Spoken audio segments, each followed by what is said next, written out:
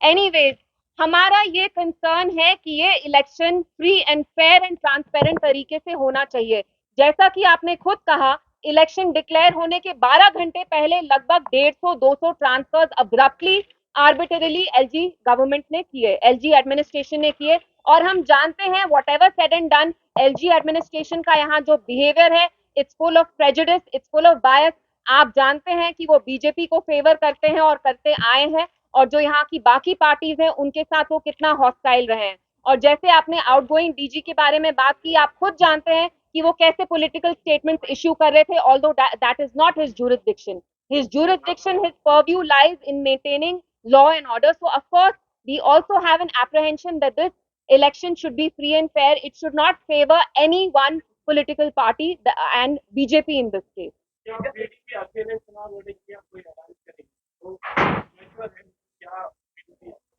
देखिए, आज ही election declare हुआ है, तो मैं यहाँ किसी गारंटी से आपको नहीं बोल सकती। और ये जो डिसीजंस होते हैं, ये हमारी पॉलिटिकल कमिटी जो है, पार्टी की जो सीनियर लीडर्स हैं, वो ये डिसीजन लेंगे with the party president Mehbooba ji. So I can not answer on their behalf.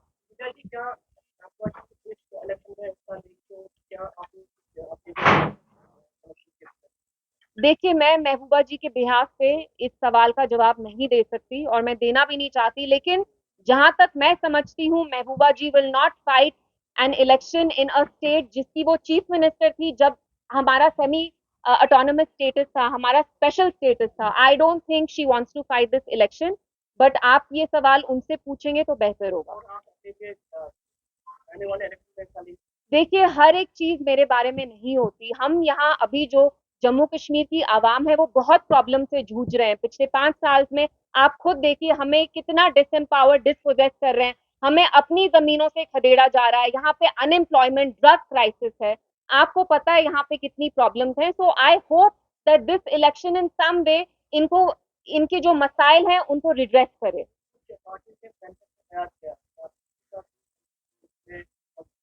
देखिए, हमने भी तैयारी स्टार्ट कर ली है एंड इंशाल्लाह within a week to 10 days we will be releasing our manifesto as well. देखिए, मैं कहना चाहती हूँ कि मरकजी सरकार left no stone unturned to break PDP. आप खुद जानते हैं कि कांच की जैसे टुकड़े टुकड़े होते हैं, वैसे ही इनकी कोशिश रही, क्योंकि महबूबा जी एक बुलंद आवाज रही हैं और वो बोलती आएंगी। But alhamdulillah, regardless of their efforts, you've seen that even in the parliament elections we performed very well.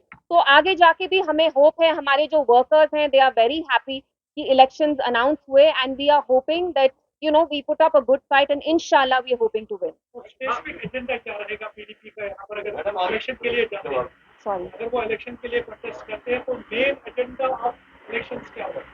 देखिए ये सवाल, जी स्पेशल स्टेट्स है, जी जी, तो क्या वो भी एजेंडा में होगा और बाकी क्या? एवरीथिंग। आप देखिए, जो यहाँ अनएम्प्लॉयमेंट है, जो डिसपोजेशन है, डिसएम्पावरमेंट हुई है, उसका रूट कॉज ये है कि हमारा स्पेशल स्टेटस रिवोक किया। अगर वो नहीं किया होता, यहाँ डायरेक्ट रूल आता नहीं और ये लोग ये चीजें नहीं कर पाते। तो obviously in Kashmir you can not isolate one issue from the other. हम ये नहीं कह सकते कि हम लोकल इश्यूज पे ही लड़ेंगे और इतने बड़े मसले को हम साइड स्टेप करेंगे। It has to be very holistic, we will talk about everything.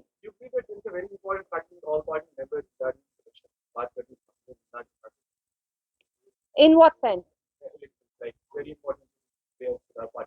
I feel like Jammu Kashmir में जो मरहम लगेगा वो तभी लगेगा जो यहाँ पे सियासी सारी पार्टीज हैं वो अपने डिफरेंसेस असाइड करके एक साथ आएंगे। लेकिन आपको पता है पॉलिटिक्स में you don't always mix, it's a lot of times it's like तेल एंड पानी, ऑयल एंड वाटर, आप मिक्स नहीं कर पाते हैं। But ideally yes, all political parties here should come together and fight for what was taken from the people. Thank you, शुक्रिया।